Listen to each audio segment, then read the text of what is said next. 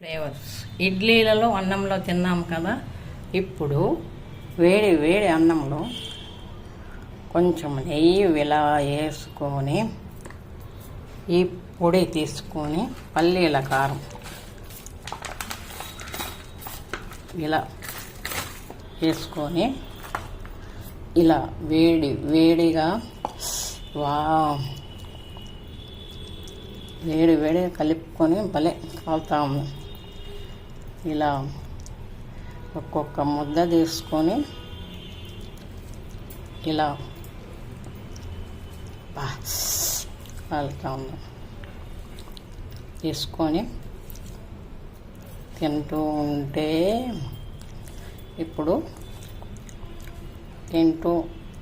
చూడండి ఎంత బాగుందో. ఎర్రగా పల్లీల కారం రాయలసీమ స్పెషల్.